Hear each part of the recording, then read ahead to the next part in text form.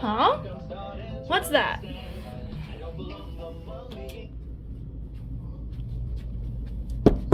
Boo? You okay in here? Yep. Oh, you're watching The Acolyte, aren't you? Yep. Oh. I can't watch you do this to yourself.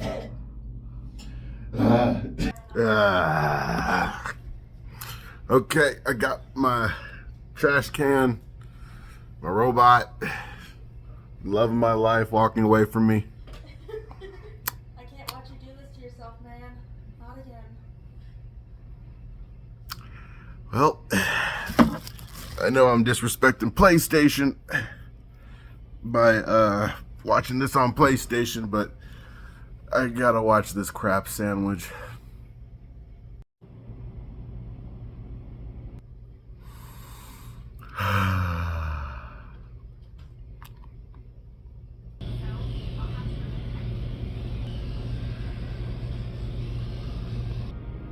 Well, that was still a crap sandwich. But, you know, I don't get Star Wars The Acolyte anymore. I've never got it. Let me just hold this because that stinks. Yeah, just to take this.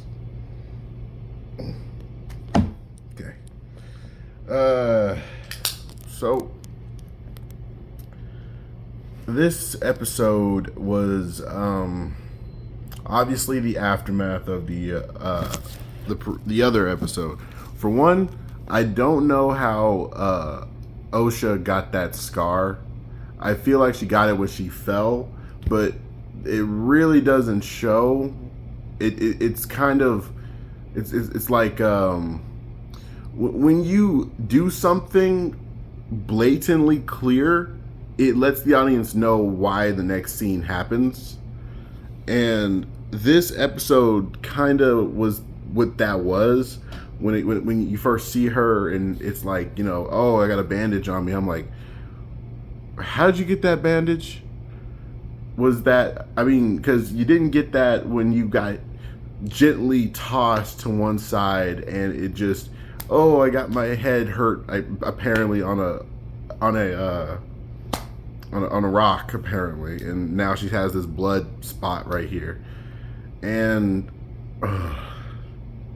I can't really care for Osha's character.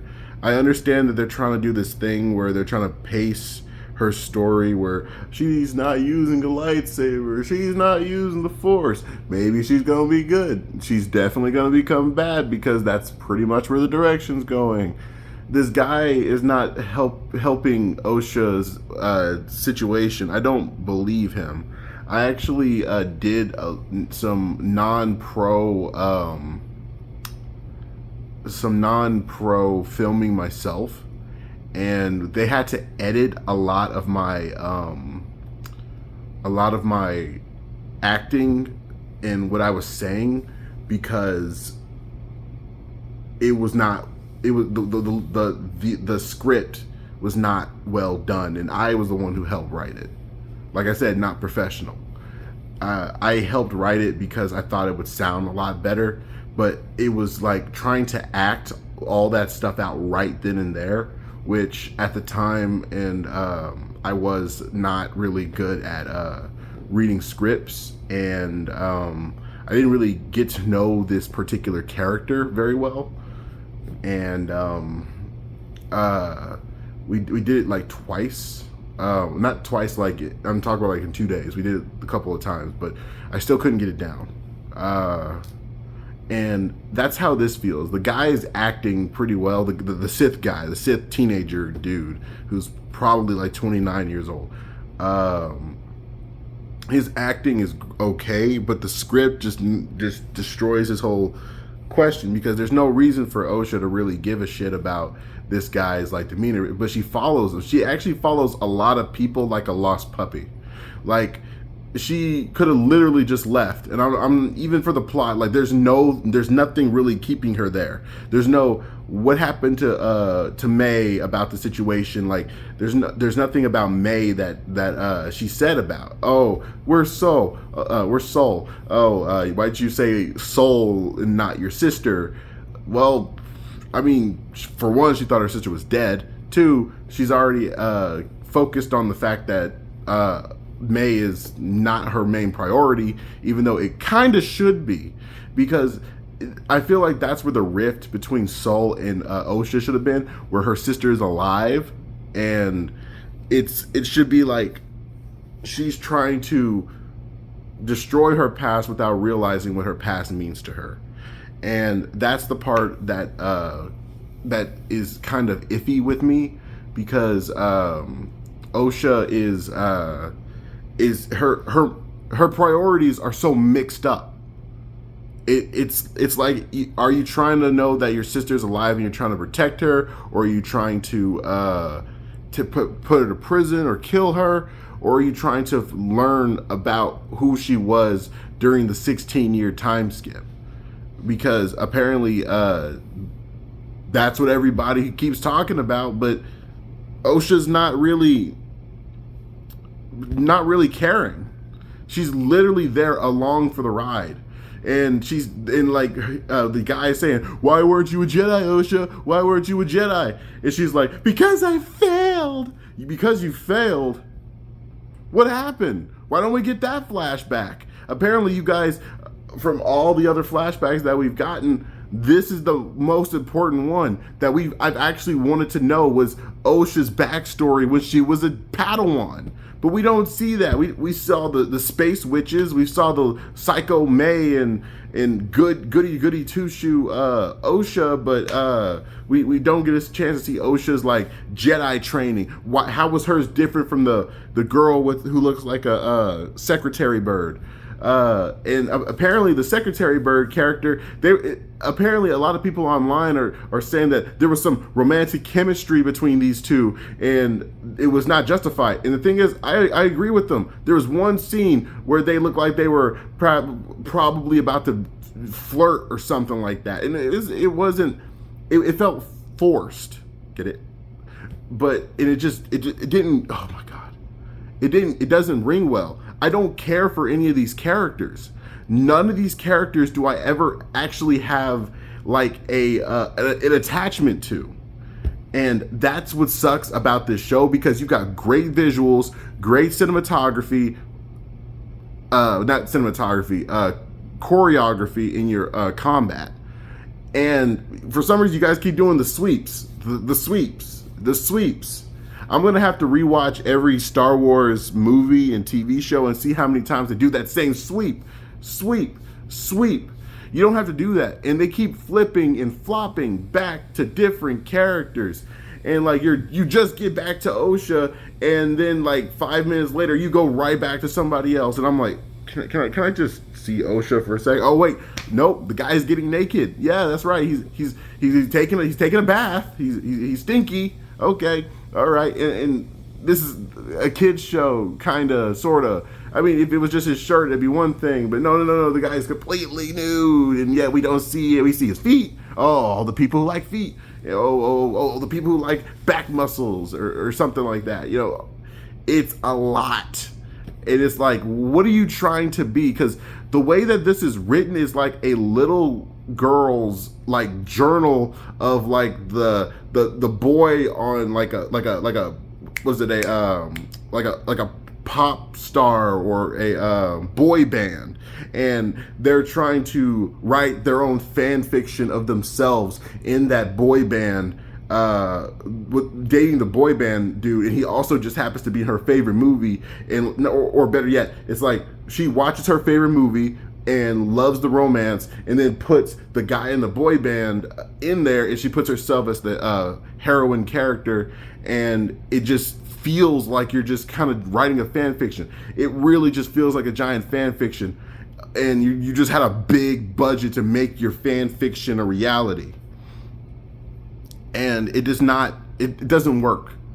This was still a very tamed episode, but it was still wasting so much time. It felt like Soul, for example. If you could just erase OSHA and May out of the story and just put like Soul into it, and then like just have him have like a tragic backstory where he killed all these witches, and it was the fact that they were all attacking him, but he did it out of like malice, hate, and like desperation, and he was scared, and he's covering it up because this acolyte is someone he missed, and like that person is going around killing everybody who was part of that group. I would enjoy that story a little bit, probably 10 times more than this one. This one was just like if you focused it on Soul specifically the entire time, it would have been awesome. But even the part where he found out which one was May and OSHA, it didn't even feel like he was it didn't even feel like it was like he just knew. There was no way of him seeing OSHA and May, well, even for the audience to understand it, at least. The audience, me, I'm the audience. It doesn't feel like the audience, me, was could understand how, oh, that's just May, that's definitely May. You could have said something to OSHA about the entire situation, and then she just said something that doesn't sound like OSHA, you know, but you didn't. It's just May, you know. She's just being standoffish and looking around like this, and then saying cryptic stuff there, and then looking at you like, and just walking away from it. There's no indication of this being OSHA. OSHA has an energy to her. She's got a very spunky, sarcastic sass to her. While May, apparently in this scene, was just being boring, standoffish, and looks like she's about to cut someone. And that's another thing. Why is May trying to kill him? I mean, I understand that was like her mission and everything, but all that's null and void. She's not the Sith anymore. She's not doing, you can say that it was about her parents and everything, and her parents being dead and everything. But the thing is, you are trying to get to the Jedi. You said this in 2 episodes ago, that you were going to get the Jedi to arrest you, that you were going to end up going to jail and spilling your beans about the Sith and everything, and that would be all. And you would probably get your sister back, maybe. You know, this is one of those things where the dumbass doesn't think it through. This is the Prince Zuko. You don't think these things through.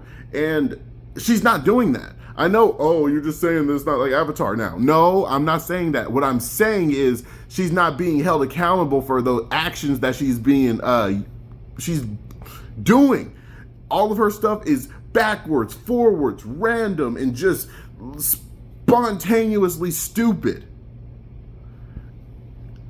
Is she trying to kill people? Is she trying to kill people without a weapon? Is she trying to save her own skin? Is she trying to get back with OSHA and be sisters of the galaxy and run away into the stars or something like that? Or is she trying to be like this? What is she trying to be? What is her goals? What is she trying to do? Because everything that you're doing is you're putting every cool idea into a show, but you're not doing anything with it. And then the thing is, he finds out right away that that's not OSHA. Okay, cool, that's awesome. And now that's it though. There's no mystery. There's no reason for the weird smelly guy who's smelling everything to be there. There's no reason for her to reboot that droid again to make him evil or whatever. There was nothing for that. It was all meaningless. It was meaningless.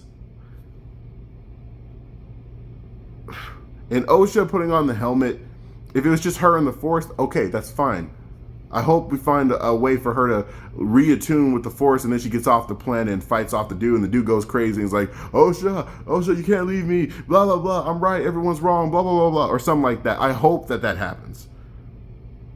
But because there's too much good going around in Osha for her to be turned to the dark side. But if she turns to the dark side, I know that the people who are writing this was not making a good script, because May's probably going to become good. Osha's going to be the bad one now.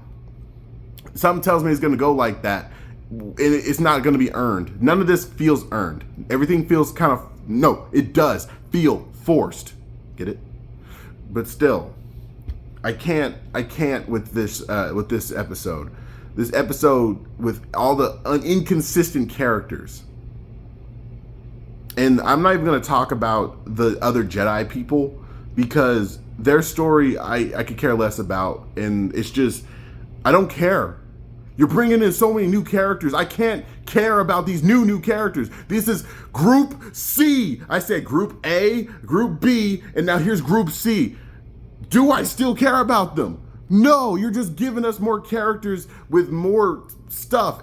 I don't care. I can't even fall in love with the other characters. I don't care. I just don't. I